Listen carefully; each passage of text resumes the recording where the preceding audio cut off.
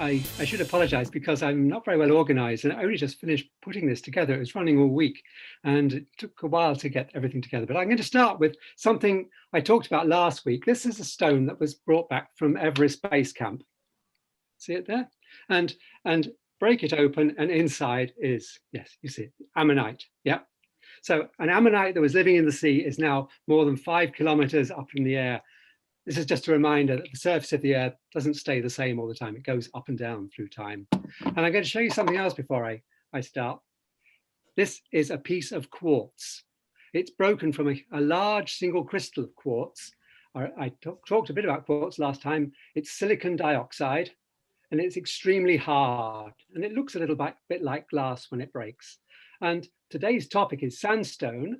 And quartz is the main ingredient. Grains of quartz are the main ingredients in all sandstone. So we'll see some of quartz tonight. So with that brief show, I'm going to switch over to the PowerPoint. This is the second then of 4 lectures on the identification and the origin of rock used in artifacts, monuments and buildings between 500 and 10,000 years ago. So this is on sedimentary rocks.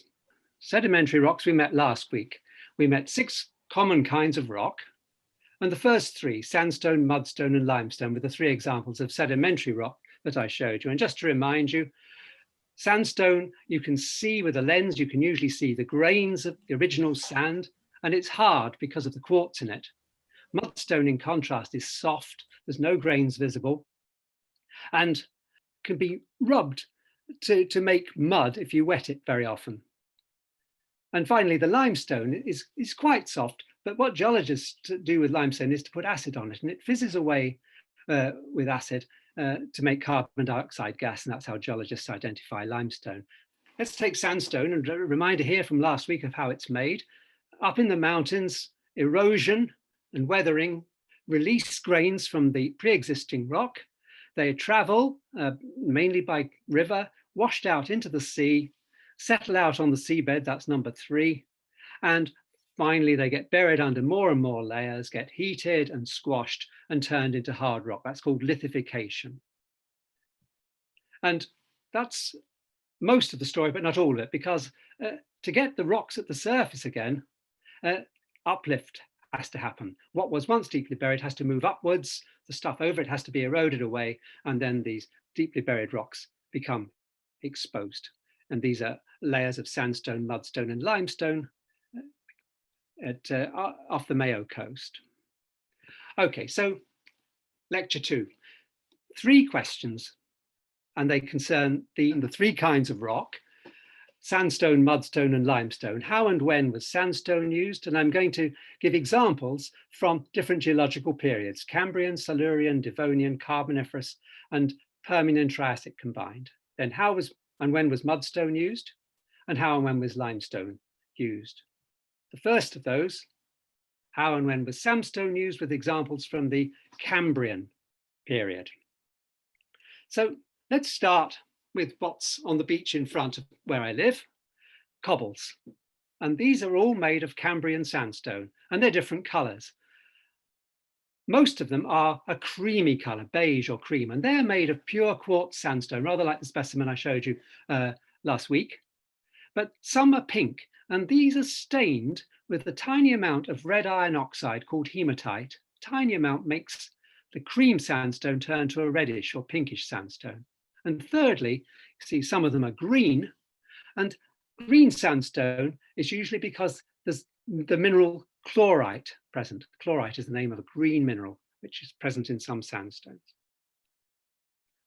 Okay, what about the name Cambrian? Where does that fit? Well, it's the first of the 11 geological periods I mentioned last week: Cambrian, Ordovician, Silurian, Devonian, Carboniferous and Permian, Triassic, Jurassic, Cretaceous, Tertiary and Quaternary. And there's a little mnemonic, you probably remembered it. Camels often sit down carefully, perhaps their joints creak, thank you, to remind you of the order in which the periods occur. And here are the times: at the beginning of the Cambrian, the beginning of the Triassic, 252, and the beginning of the Tertiary, 66 million years ago. And these 3 highlighted, Cretaceous, Carboniferous, Cambrian, 3 of them begin with letter C. So let's look at what our ancestors did with Cambrian sandstone in Hope. This is what they did, they made a large dolmen called Adine's grave.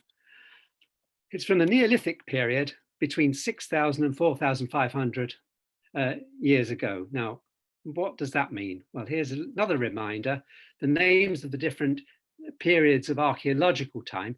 So going back from the present backwards, the last 500 years we can call the Age of Discovery, then 500 to 1500 we can call the Middle Ages or medieval.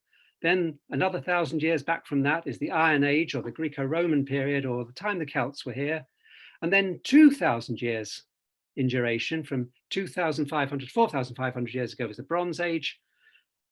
1,500 years before that was the period of the Neolithic Age from 4,500 to 6,000 years ago, and then 6,000 to 10,000 years ago, going way back, was the Mesolithic Age. And all this began when the Holocene epoch began 11,700 years ago. So that's a little bit of a reminder from last week.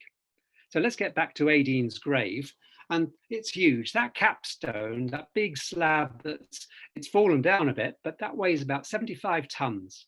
And these very large stones are called megaliths. So where did Neolithic man get his megaliths? And in this case, it's quite easy. Here's a lovely early 19th century painting of the area where the dolmen is to be found. Here's the dolmen down here, far below. And in these crags are Cambrian sandstone rocks exposed. And you can see that some of them have fallen down naturally, like here and here. And I imagine that Neolithic man found these big stones, managed to ease them along and get them down to build the megalith. But in general, it's not easy to get megaliths. Nature's done a good job there, but if you try to extract them yourself, you'd have trouble, because this is a typical view of Cambrian sandstone in Hoath. And you can see it's dissected by cracks this way and that way. These cracks, geologists call them joints. So if you tried to break a big piece out of here, you wouldn't manage. It would just break into lots of smaller pieces. And the interesting thing about these joints is that sometimes they've gaped open naturally before the rock came to the surface, and they've been filled up with the mineral quartz. And what evidently has happened is that while the brittle sandstone was being uplifted to the surface, it cracked, and some of those cracks gaped open, and some quartz was deposited, went into solution in the pore water that was between the grains, and was precipitated out again into those cracks and filled up the cracks with pure quartz.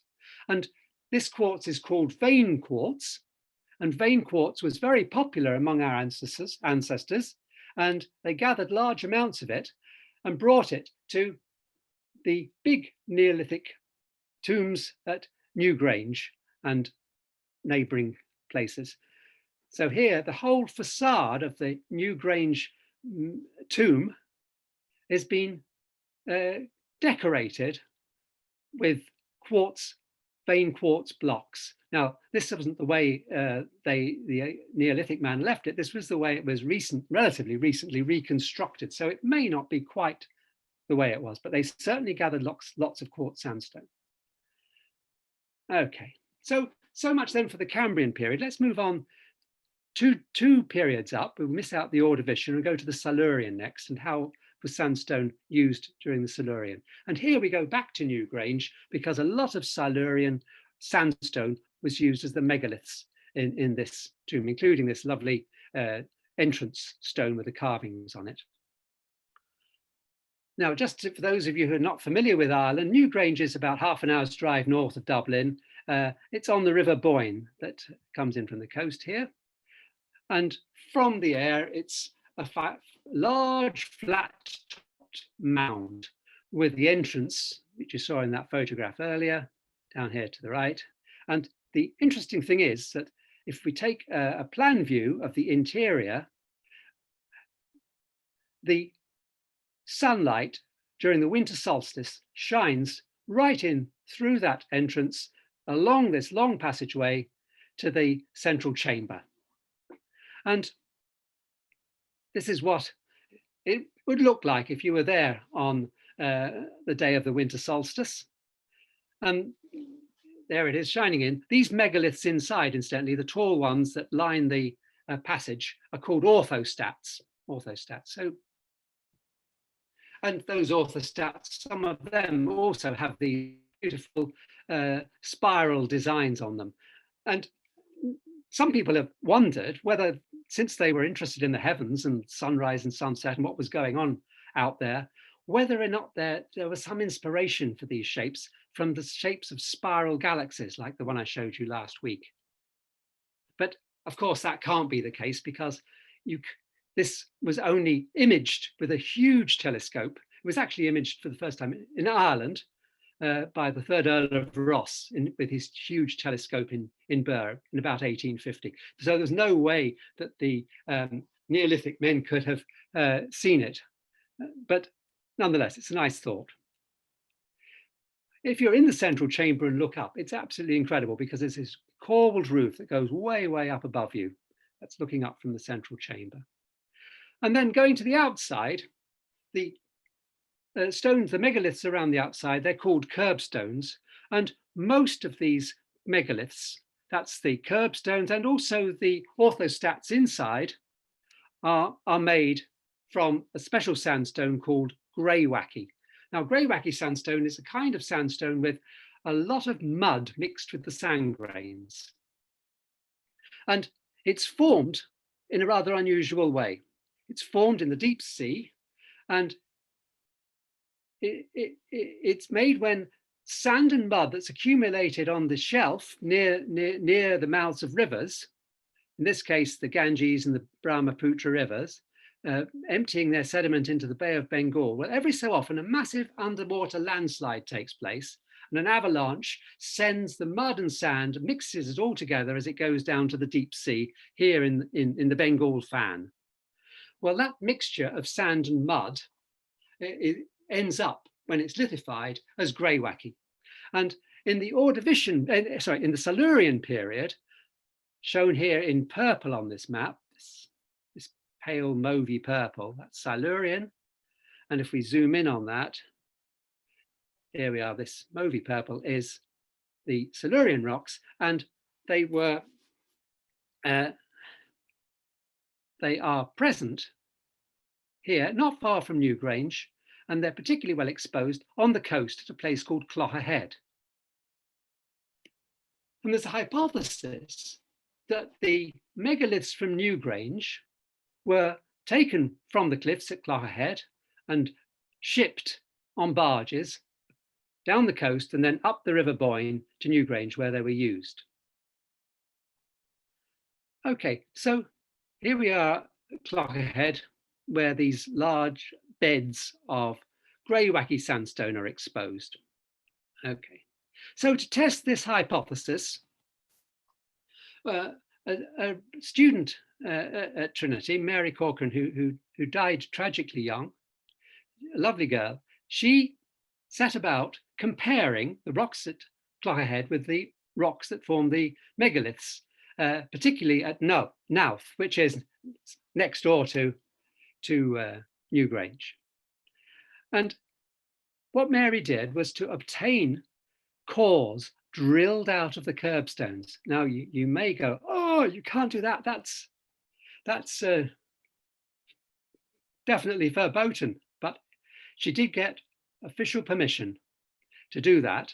And the core was about less than a centimetre wide, a hollow drill bit, and it went in a couple of centimetres, and a little bit of the orthostat or curbstone was extracted, then filled with resin, and the end bit of the core was stuck back in where it was, so that at the end you only saw a little ring of resin, so you didn't really notice anything.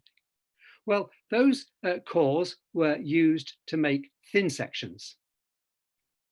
There's Knowth from a hill. The cores were used to make thin sections, as I said, and skip that one. And here are the curbstones at Knowth, which consist of greywacke. There's one with some carvings on, and the little cylindrical cores were sliced long ways in half, and half of them were used to make a thin section. Now, geologists use thin section to look at the rock through a microscope like this. And the thin section is a sliver of rock glued onto glass, and it's viewed through two pieces of Polaroid, one below and one above the microscope labeled there. And the light path looks like this. Here's the thin section on the microscope stage, it rotates. And the piece of Polaroid below the microscope stage and the one above have got their polarization directions at right angles to each other. And the one at the top can be taken out, it's removable. And if you have two pieces of Polaroid, like here, with their polarization directions crossed at right angles to each other, no light can get through. But if you put a thin section between them, as is the case with the microscope, you can see the mineral grains in the thin section show up, often with very beautiful colors. And it helps to see clearly what's going on in them. It's also, of course, possible to look at the thin section without the top Polaroid in place, and both modes are used. Just to let you see some of the equipment that's used to make a thin section. This is a rock saw for sawing the original rock. Out of the rock is cut a little rectangular slab called a plaquette, which you can see here. It's glued firmly onto a piece of glass, a microscope slide glass. Then this little saw is used to skim off most of the rock that's sticking up.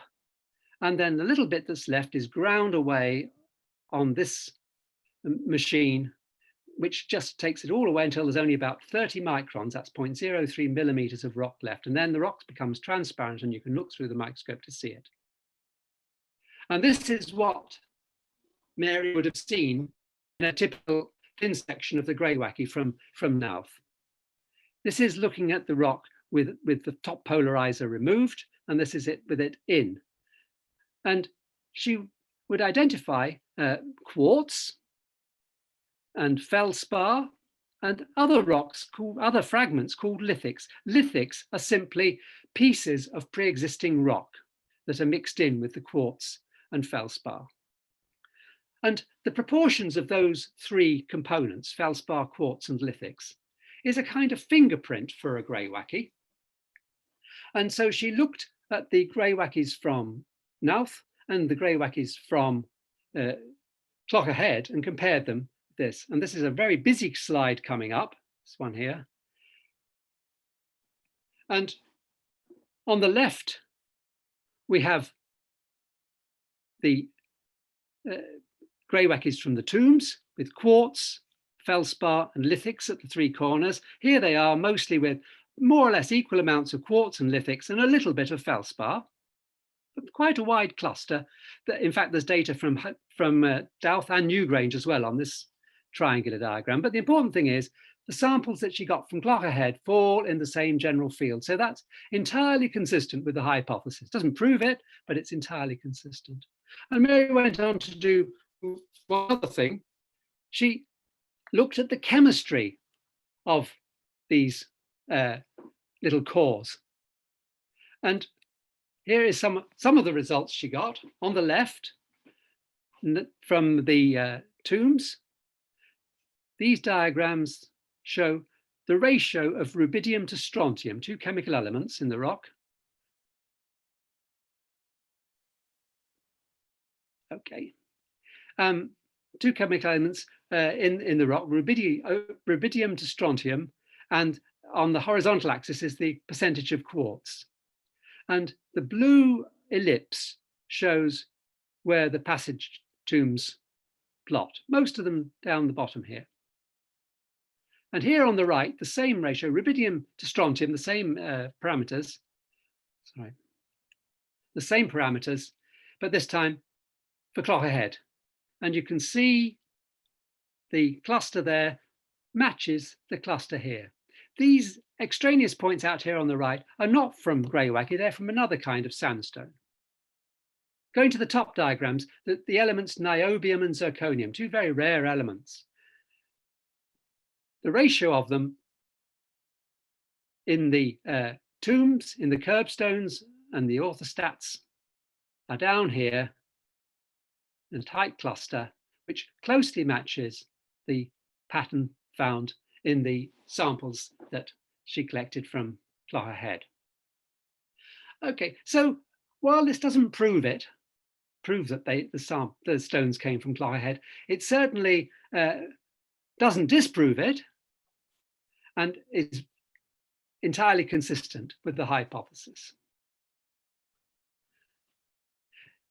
You might be wondering how the chemical analysis was done. It was done by a technique called X-ray fluorescence analysis. The sample is powdered up and a very powerful X-ray beam is shone at it. And this makes the elements inside the powder, the chemical elements in the rock, that makes them emit their own X-rays with a different kind of X-ray for each chemical element. And with a special detector, you can pick up those special kinds of X-rays, element by element, and measure the intensity. And that's the background to how these elements are measured, X-ray fluorescence analysis. Okay, well, I think we'll leave the Silurian rocks and move on to the next geological period. And the next period after the Silurian is the Devonian period. And there are plenty of Devonian rocks in Ireland, and they were used in a number of ways. The Devonian rocks are shown in this brownish color. There's Devonian in the middle of the key there, and they're predominant down in the south of the country. So if I zoom in a bit on the south, here we are. The brown color is rocks from the Devonian period. They're not all sandstone, but there's a lot of sandstone there, and it's mostly red in color. That's because, like the red sandstone at Howth, it's got this element hematite coating the grains, making them red. There's a name that's sometimes used for this Devonian sandstone. It's called Old Red Sandstone, so you might see that used. Old Red Sandstone is the same as the Devonian sandstone. Okay, so it was used kind of relatively recently during the medieval period for building. And here's a couple of examples. This is called Ratas Church, what a wonderful name, it's near Tralee, and it's been built largely from blocks of Devonian red sandstone. And here's another example from Innisfallen in County Kerry. You can see the distinctive red color of the Devonian sandstone. But there are other things that the Devonian sandstone was used for. This rather beautiful saddle quern that was found when the Waterford bypass was being excavated a few years ago, it is probably Devonian in age too, but it stems from the Bronze Age between 4,500 and 2,500 years ago. It was used for grinding corn by hand. And while we're down there in the south of the country, not really much in the way of rock artifacts, but this mountain in the distance is called Mount Gabriel. And many archaeologists will be well aware of the fact that this was a site of an important Bronze Age copper mine between 3,900 and 3,600 years ago.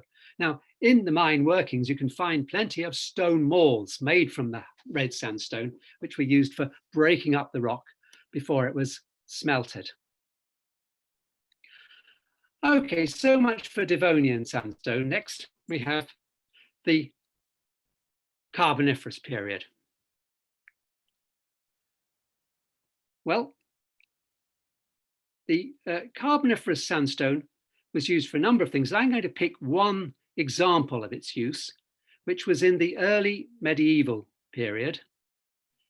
It was used for making these wonderful high crosses, as they're called. This is perhaps the best of them all, Muirach's cross, which is at Monasterboice, again, not so very far away from Newgrange, in fact, closer to the coast.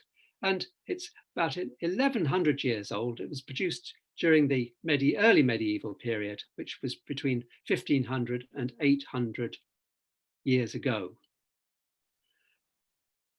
Now, a number of these crosses were produced and are still extant in the broad area of of County Meath.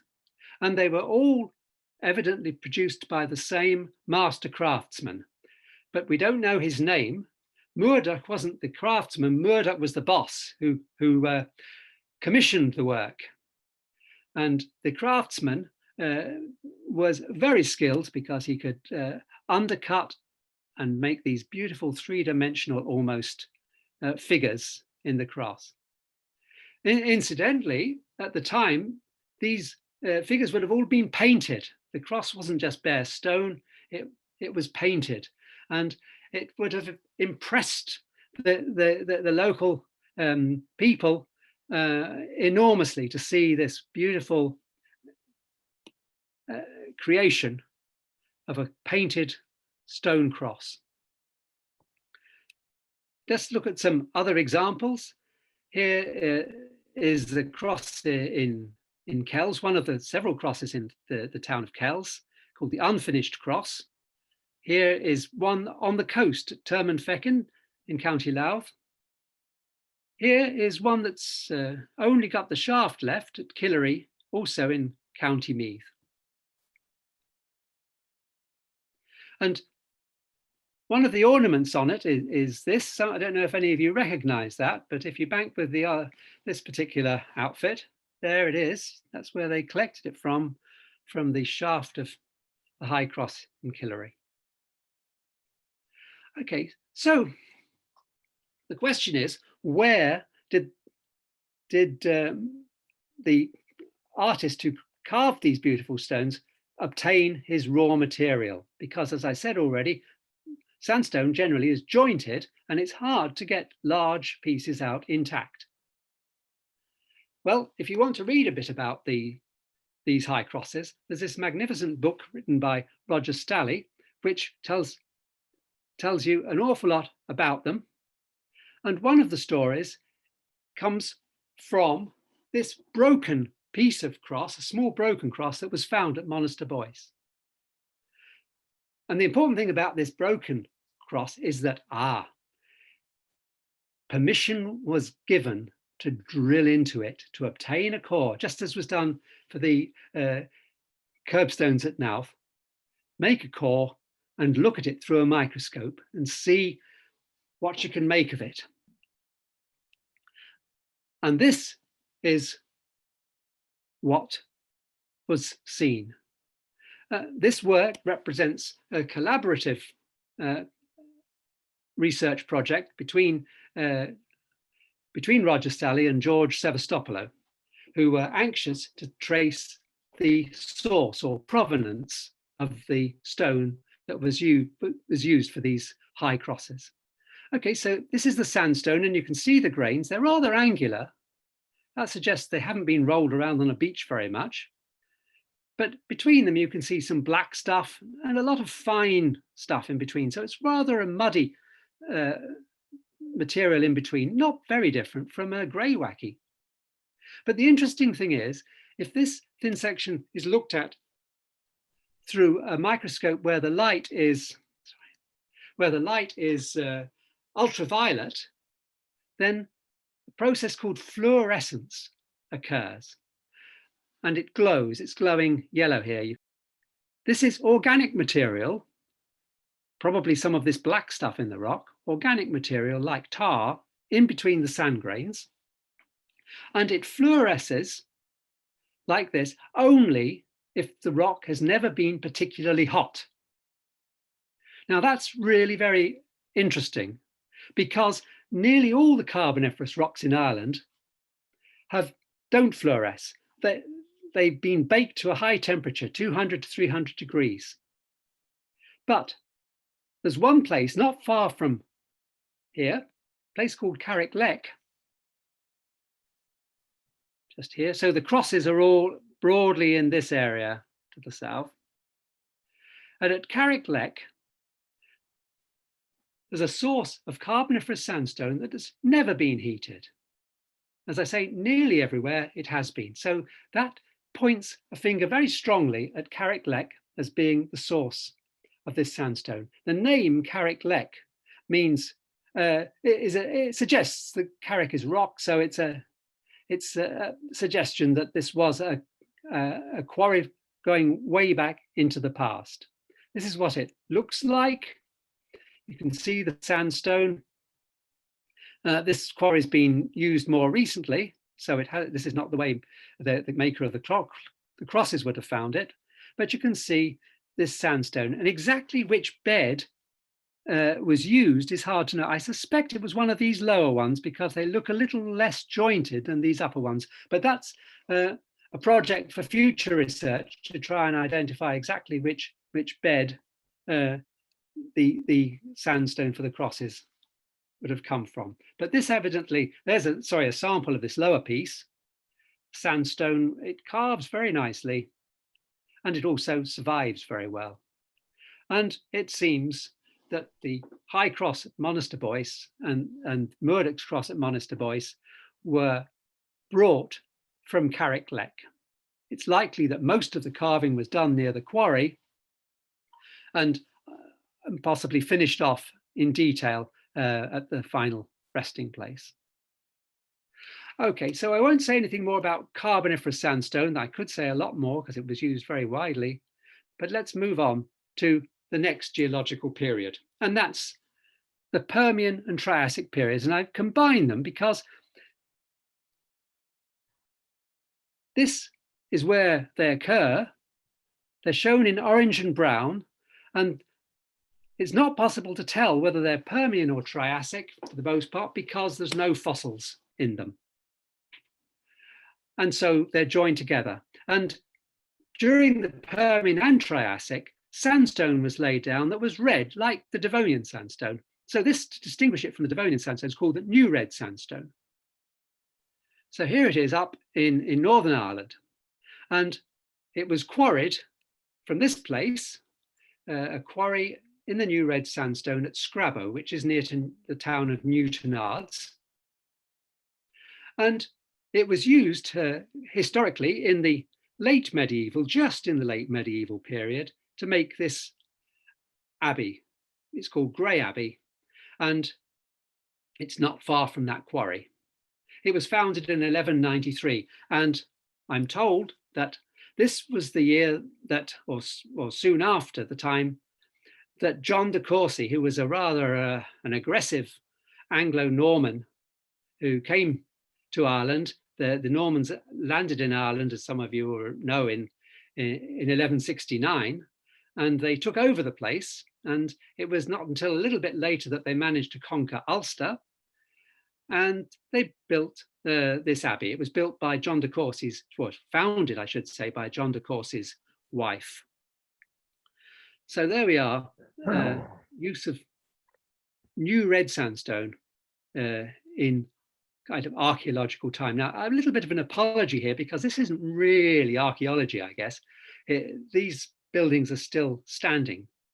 But if they fall down, then it's fair game to call it archaeology, because archaeologists, their business is to recreate from the bits of broken bits they find to recreate the story. So it's on the verge of archaeology. Okay, so let's leave sandstone then and move on to the next question, which is about what mudstone was used for. Well, I explained mudstone was pretty soft, easily scratched, and in fact, it's not much use at all for making anything. It's made in the same way as sandstone, except the stuff that's washed down in this case is tiny particles of mud, and they fall out on the seabed, number 3, and they get buried and lithified in the same way as sand. But this is much, much tinier particles. And some of them are quartz, but also a lot of them are tiny, tiny grains, very similar, but not exactly the same as mica, the mineral we saw in granite, little mud flakes. Now, I didn't tell you last time, but I'll say it now. The name shale is sometimes used synonymously with mudstone. Geologists might pick a subtle difference between the two names, but for now, we'll say they're synonyms. Mudstone is the same as shale. Well, not much has been found made of that because it's so soft, wears away, and it's not much used for making tools. But I came across this article of mudstone or shale was used to make this stone axe head. And it's claimed to be Europe's oldest polished axe head. And it was found at a place called Hermitage in County Limerick. And carbon dating of other materials at that site gave this very old age of 9,000 years ago. And assuming that the axe head was produced at the same time as the material that was dated in the site, that does make it Europe's oldest one. Now, it seems that this was not used as an axe, but was really used in a ceremonial way to be buried with the dead. That's all I'm going to say about mudstone. And that takes us on to the last kind of rock, limestone. How and when was limestone used? And I'm going to take examples from three periods: the Carboniferous, the Jurassic, and the Cretaceous. So first of all, let's remember from last week what limestone is. Here it is. It's a sedimentary rock, but it's an accumulation on the seabed of fossil shells made from calcium carbonate. But importantly, and I've made it in bold there, where there is no sand or mud being added. So if you have a situation where there's no rivers nearby washing sand and mud into the sea, then all that accumulates are the shells that grow in the sea, big ones and small ones, and they all end up on the bottom of the sea and eventually get lithified to make sandstone. This example's got a few big fossils, big coral fossils. Comes from the Carboniferous at Streeter Point in County Sligo. Okay, so the blue area here is all Carboniferous. It covers at least half the country. It's not all limestone though. There's sandstone and mudstone and limestone all in that blue. And the limestone has been used widely. Here we are back at Knowth. Here's one of the curbstones. It's made of Carboniferous crinoidal limestone. The word crinoidal means it's got crinoids in. Crinoids are a particular kind of distinctive fossil that occurs in some of the Carboniferous limestones.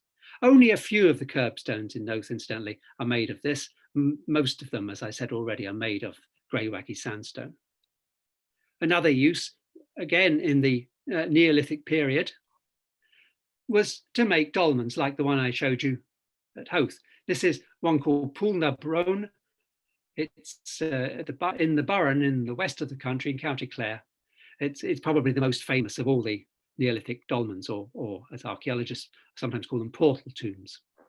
But much more recently, Carboniferous limestone was used for carving.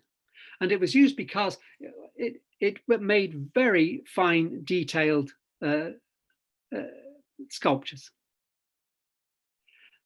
It was particularly hard to work, but once it had been worked, the material survived very well in great detail. So here we are. I showed you this one last week at Holy Cross Abbey, and let's look at a few more examples. Here's the Franciscan Friary at Askeaton, carved in Irish Carboniferous limestone. Again, it was used at a place called Devonish. And the reason it's hard to carve is, as I said already, rocks in Ireland have all been heated, except in a few rare places, like the one I mentioned at Carrickleck. It's all been heated to a good bit over 200 degrees C. And this has made all the little shells not just lithify, but cement tightly together to make a very dense, compact form of limestone. Here's another example showing close-up of the detailed tool marks that were made in this rather old example from around 1200.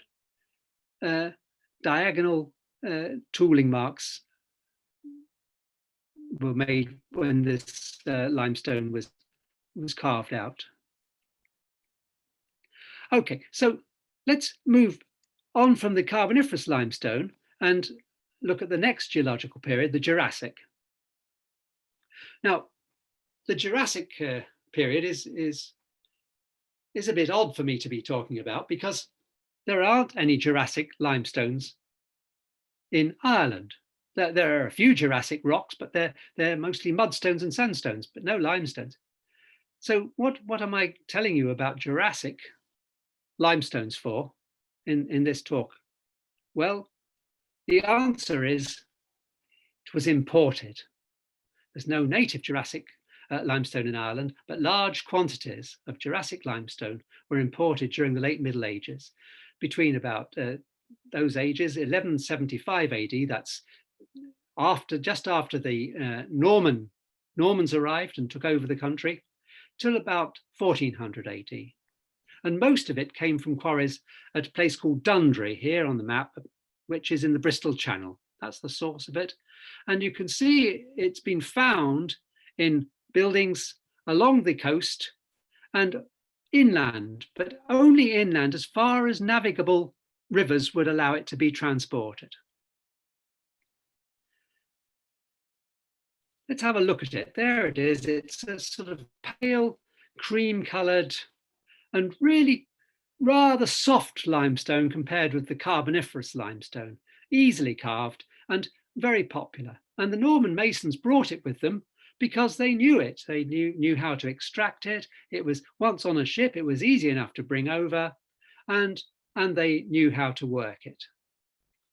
It was popular because it was easy to carve, and the reason it's easier to carve, I'll come to in a sec. I'll just go through some examples of where it was used. It was used in Christchurch Cathedral. These huge columns holding up the roof are made of Dundry limestone.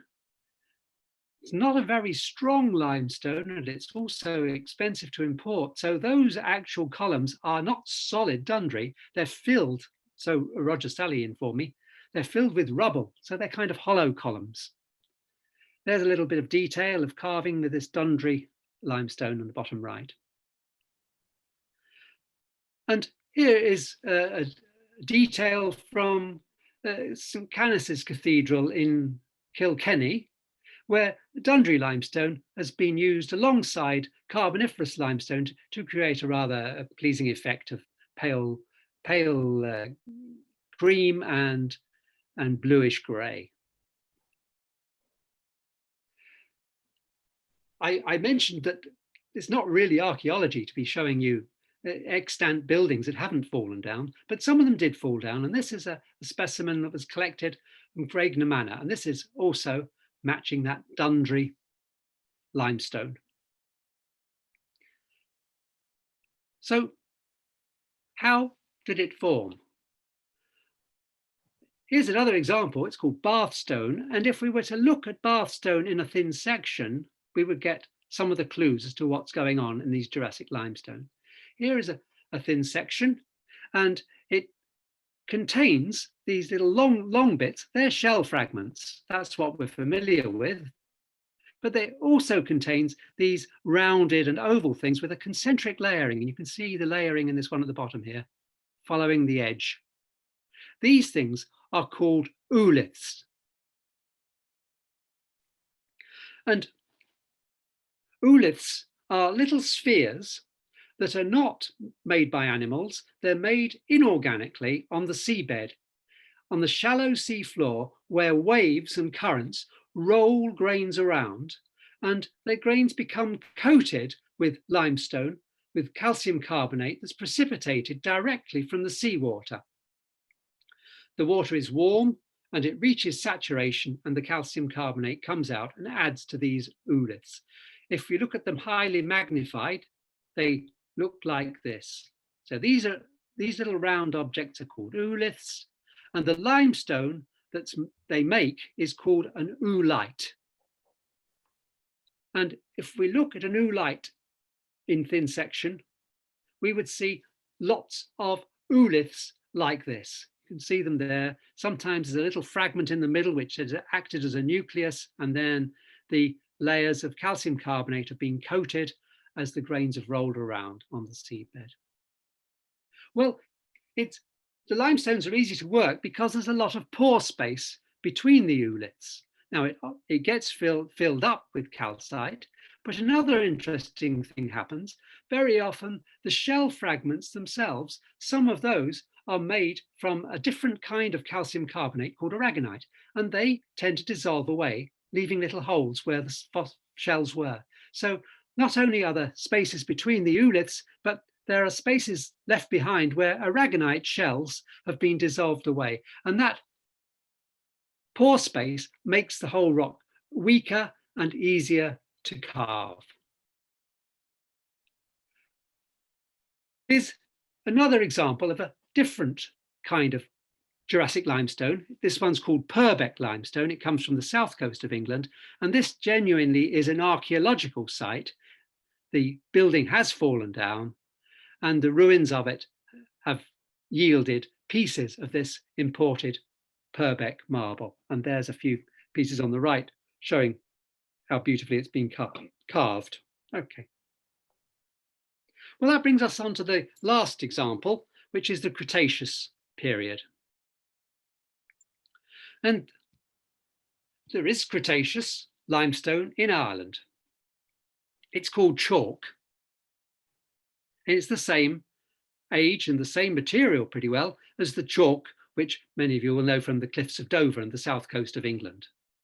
So this chalk is at Murlock Bay in County Antrim. And you can see underneath it this red stone. This is older. This is the red Triassic sandstone that I was mentioning earlier. So there's a time gap here, obviously, because there's no Jurassic rocks. That's Triassic. And then this is Cretaceous. So there's rocks missing there. Maybe they were never deposited at all, or maybe they were deposited and have since been eroded away. So let's look at this rock chalk. And it's an amazing kind of limestone because it's made of little shells, but almost entirely it's made of these little spherical things. Or strictly speaking, it's made from the little plates, these circular plates you can see in them. And the spheres are called coccolithophores. They're tiny. Each one is about 0.01 millimeters across.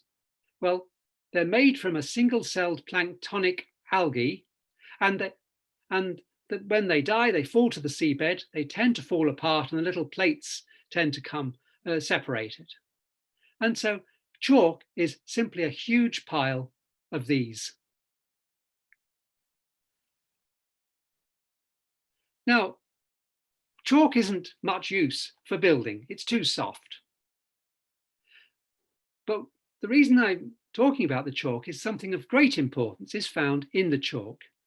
And here's an example of what I'm talking about. It's a flint nodule, this dark lump here. It's about a foot across, this one, quite big. And this has been photographed in the chalk, not in Ireland, but near Dover. So what is flint and how is it made? Before talking about how it's made, let's just remind ourselves of why it's important. And of course, as I think everybody knows, flint arrowheads, flint blades are a hallmark of people who lived particularly in the Mesolithic period. And these little flint implements were collected near the River Bann. They're called Bann flakes. They're present in the Armagh Museum. And they come from the late Mesolithic period. And you can, if you're lucky, you can buy them for yourself. Look at this. But you're too late for this particular auction. Bidding has ended, it says. But they appear in auction every so often. But enough of that. How is flint made? Well, here's the story. Chalk, I should say, flint is made of quartz, tiny, tiny crystals of quartz, all welded tightly together. So what is it doing in the middle of the limestone as large nodules? So let's go through the steps. As I told you already, chalk is made mostly of calcium carbonate coccolithophores. But some other kinds of planktonic organisms make shells not of calcium carbonate, but made out of hydrated silica. And that hydrated silica is called opal. Now, opal is not stable, and it dissolves in the seawater that fills the pore space in the newly deposited rock. And so those opal shells dissolve up, and then tiny crystals of pure silica, which is stable, that's quartz, tiny crystals of quartz grow from the silica-bearing water in the pore spaces. And many tiny crystals grow together to make up large lumps or nodules, and this is flint. And of course, if you think about it, for the nodule to grow, the surrounding chalk has to dissolve away in tandem with that. So as fast as the nodule grows, the chalk is disappearing to make space. Just to show you some of those other organisms that grow, that have silica shells, here's some here. They're known, there's different varieties. Some of them are called radiolaria, and others are called diatoms. Okay, so we're nearly at the end. You might ask, were there any nodules of flint in the Carboniferous limestone? And the answer is yes, there were. But geologists tend to call the flint in Carboniferous limestone with a different name. They call it chert. It has exactly the same origin. And here on the beach at Balscaden Bay in Howth, you can look at the surface of the limestone and there are these dark blobs, darkish blobs that are weathering proud because they're made of hard silica called chert. And chert also has been used to make artifacts like arrowheads.